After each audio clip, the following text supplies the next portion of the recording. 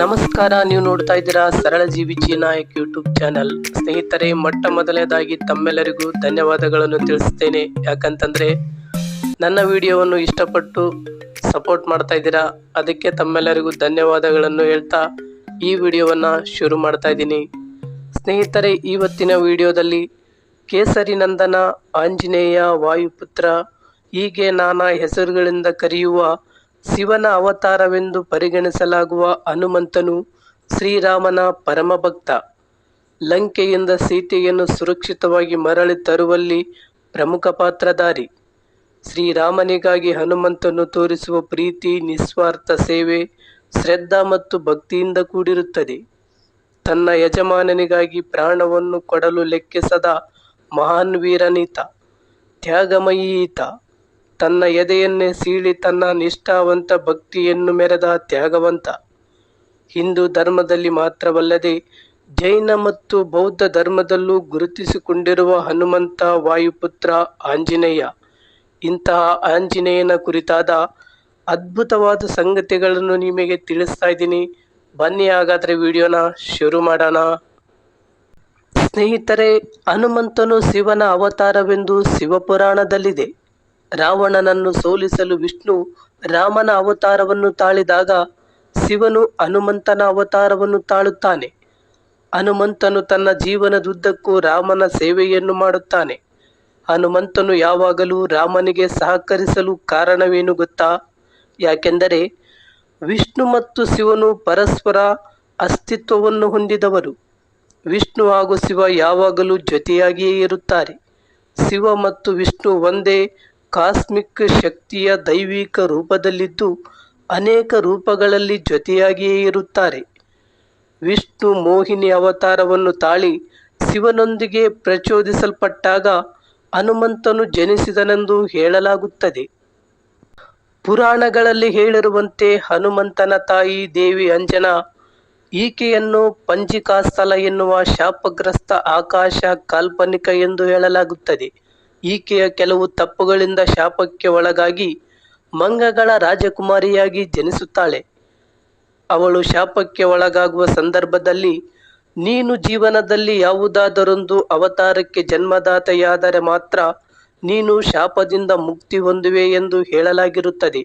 ನಂತರ ಅಂಜನಾ ಮಂಗಗಳ ಮುಖ್ಯಸ್ಥನಾದ ಕೇಸರಿಯನ್ನು ಮದುವೆಯಾಗುತ್ತಾಳೆ ಮತ್ತು ಹನುಮಂತ ಎನ್ನುವ ದೈವಿಕ ಶಕ್ತಿಯುಳ್ಳ ಮಗುವಿಗೆ ಜನ್ಮ ನೀಡುತ್ತಾಳೆ. ಅಂಜನಾ ಮತ್ತು ಕೇಸರಿ ದಂಪತಿಗಳ ಮಗನಾಗಿದ್ದರಿಂದ ಹನುಮಂತನನ್ನು ಆಂಜನೇಯ ಮತ್ತು ಕೇಸರಿ ನಂದನ ಎನ್ನುವ ಹೆಸರಿನಿಂದ ಕರೆಯಲಾಗುತ್ತದೆ. ಗಾಳಿ ದೇವರಾದ ವಾಯುದೇವನು ಹನುಮಂತನ ಜನನದಲ್ಲಿ ಪ್ರಮುಖ ಪಾತ್ರ ವಹಿಸಿರುವುದರಿಂದ ಹನುಮಂತನನ್ನು ವಾಯುಪುತ್ರ ಎಂದು ಕೂಡ ಕರೆಯಲಾಗುತ್ತದೆ. ಸ್ನೇಹಿತರೆ, ಸಂಸ್ಕೃತದಲ್ಲಿ ಹನುಮಾನ್ ಎಂದರೆ ವಿರೂಪಗೊಂಡ ದವಡೆ ಎಂದರ್ಥ. ಅನು ಎಂದರೆ ದವಡೆ, ಮಾನ್ ಎಂದರೆ ವಿರೂಪಗೊಂಡಿದೆ ಎಂದರ್ಥ. ಸೂರ್ಯ ಮತ್ತು ಇಂದ್ರನೊಂದಿಗೆ ಕಾದಾಟ ನಡೆಸಿರುವುದರಿಂದ ಆಂಜನೇಯನಿಗೆ ಹನುಮಾನ್ ಎಂದು ಹೆಸರು ಬರಲು ಕಾರಣವಾಯಿತು. ಒಮ್ಮೆ ಆಂಜನೇಯನು ಸೂರ್ಯನನ್ನು ಹಣ್ಣೆಂದು ತಪ್ಪಾಗಿ ತಿಳಿದು ತಿನ್ನಲು ಹೋದಾಗ ಸೂರ್ಯನನ್ನು ಆಂಜನೇಯನಿಂದ ರಕ್ಷಿಸಲು ಇಂದ್ರನು ತನ್ನ ಆಯುಧದಿಂದ ಆಂಜನೇಯನ ಮೇಲೆ ಹಲ್ಲೆ ನಡೆಸುತ್ತಾನೆ. ಇಂದ್ರನ ವಜ್ರಾಯುಧದ ಹೊಡೆತವು ಆಂಜನೇಯನ ದವಡೆಗೆ ಬಿದ್ದು ಆತನ ದವಡೆ ವಿರೂಪಗೊಳ್ಳುತ್ತದೆ. ಅಂದಿನಿಂದ ಆಂಜನೇಯನನ್ನು ಹನುಮಾನ್ ಎಂದು ಕರೆಯಲಾಗುತ್ತದೆ. ಇಂದ್ರನಿಂದ ಹಲ್ಲೆಗೊಳಗಾದ ನಂತರ ಹನುಮಂತನು ತೀವ್ರವಾಗಿ ಗಾಯಗೊಂಡು ಪ್ರಜ್ಞಾಹೀನನಾಗುತ್ತಾನೆ. ತನ್ನ ಮಗನ ಅಸಹಾಯಕ ಸ್ಥಿತಿಯನ್ನು ನೋಡಿ ಕೋಪಗೊಂಡ ವಾಯುದೇವನು ತ್ರಿಮೂರ್ತಿ ದೇವರುಗಳತ್ತ ಗಾಳಿ ಬೀಸುವುದನ್ನು ನಿಲ್ಲಿಸುತ್ತಾನೆ. ಗಾಳಿ ಇಲ್ಲದೆ ತ್ರಿಮೂರ್ತಿ ದೇವತೆಗಳು ಉಸಿರಾಟದ ಸಮಸ್ಯೆಗೆ ಒಳಗಾಗುತ್ತಾರೆ. ಇದನ್ನು ನೋಡಿದ ದೇವತೆಗಳು ವಾಯುದೇವನ ಬಳಿ ಹೋಗಿ ಗಾಳಿಯನ್ನು ನೀಡುವಂತೆ ಕೇಳಿಕೊಳ್ಳುತ್ತಾರೆ. ಆಗ ವಾಯುದೇವನು ಇಂದ್ರ ಮತ್ತು ಸೂರ್ಯದೇವರು ಬಂದು ಮಾಡಿದ ತಪ್ಪಿಗೆ ಕ್ಷಮೆ ಕೇಳಬೇಕು ಮತ್ತು ಪ್ರಜ್ಞೆಹೀನ ಸ್ಥಿತಿಯಲ್ಲಿ ಬಿದ್ದಿರುವ ನನ್ನ ಮಗ ಹನುಮಂತನನ್ನು ಮೊದಲಿನಂತೆ ಮಾಡಲು ಆದೇಶ ನೀಡುತ್ತಾನೆ. ವಾಯುದೇವನ ಆದೇಶವನ್ನು ಒಪ್ಪಿ ಇಂದ್ರ ಮತ್ತು ಸೂರ್ಯದೇವನು ಹನುಮಂತನನ್ನು ಪ್ರಜ್ಞಾಹೀನ ಸ್ಥಿತಿಯಿಂದ ಮರಳಿ ಯಥಾಸ್ಥಿತಿಗೆ ಬರುವಂತೆ ಮಾಡುತ್ತಾರೆ. ನಂತರ ಎಲ್ಲ ಪ್ರಮುಖ ದೇವರುಗಳು ಹನುಮಾನನನ್ನು ಹಲವಾರು ವರಗಳಿಂದ ಆಶೀರ್ವದಿಸುತ್ತಾರೆ. ಅದರಲ್ಲಿ ಒಂದು ಈ ಅಮರ ಎನ್ನುವ ವರವಾಗಿರುತ್ತದೆ. ಆದರೆ ಹನುಮಂತನ ಸಾವು ಅವನ ಸ್ವ ಇಚ್ಛೆಯಿಂದ ಮಾತ್ರ ಸಂಭವಿಸಲು ಸಾಧ್ಯ. ಸ್ನೇಹಿತರೆ, ಇಂದ್ರ ಮತ್ತು ಸೂರ್ಯನಿಂದ ದವಡೆಗೆ ನೋವು ಮಾಡಿಕೊಂಡರೂ ಕೂಡ ಹನುಮಂತನು ತನ್ನ ಬಾಲ ಚೇಷ್ಟೆಯನ್ನು ಬಿಡುವುದಿಲ್ಲ. ಆಂಜನೇಯನ ಚೇಷ್ಟೆಯಿಂದ ಕೆಲವೊಬ್ಬರಿಗೆ ಸಂತೋಷ ಉಂಟು ಮಾಡಿದರೆ ಇನ್ನು ಕೆಲವೊಬ್ಬರಿಗೆ ಕೋಪವನ್ನು ತರಿಸುತ್ತದೆ. ಆಂಜನೇಯನ ಚೇಷ್ಟೆಯಿಂದ ಕೋಪಕ್ಕೆ ಒಳಗಾದವರಲ್ಲಿ ಮಾತಂಗ ಮುನಿಗಳು ಕೂಡ ಒಬ್ಬರು. ಹನುಮಂತನ ಕಪಿ ಚೇಷ್ಟೆಯಿಂದ ಮಾತಂಗ ಮುನಿಗಳು ಕೋಪಗೊಂಡು ಹನುಮಂತನಿಗೆ, ನಿನ್ನ ದೈವಿಕ ಶಕ್ತಿಯನ್ನು ಯಾರಾದರೂ ನೆನಪಿಸುವವರೆಗೆ ನಿನ್ನ ದೈವಿಕ ಶಕ್ತಿ ನೆನಪಿನಲ್ಲಿ ಇರಬಾರದು ಎನ್ನುವ ಶಾಪವನ್ನು ನೀಡುತ್ತಾರೆ. ಸ್ನೇಹಿತರೆ, ಒಮ್ಮೆ ಶ್ರೀರಾಮನು ತನ್ನ ಅರಮನೆಯಲ್ಲಿ ಯಾವುದೋ ಒಂದು ಕಾರ್ಯಕ್ರಮಕ್ಕೆ ವಿದ್ವಾಂಸರು ಋಷಿ ಮುನಿಗಳು ಸೇರಿರುತ್ತಾರೆ. ಆದರೆ ಆ ಕಾರ್ಯಕ್ರಮದಲ್ಲಿ ಶ್ರೀರಾಮನ ಗುರುಗಳಾದ ವಿಶ್ವಾಮಿತ್ರ ಮುನಿಗಳು ಮಾತ್ರ ಇರುವುದಿಲ್ಲ. ಏಕೆಂದರೆ ನಾರದ ಮುನಿಗಳು ಹನುಮಂತನಲ್ಲಿ ವಿಶ್ವಾಮಿತ್ರ ಮುನಿಗಳನ್ನು ಹೊರತುಪಡಿಸಿ ಉಳಿದೆಲ್ಲ ವಿದ್ವಾಂಸರು ಋಷಿ ಮುನಿಗಳನ್ನು ಆಹ್ವಾನಿಸುವಂತೆ ತಲೆಕೆಡಿಸಿರುತ್ತಾರೆ.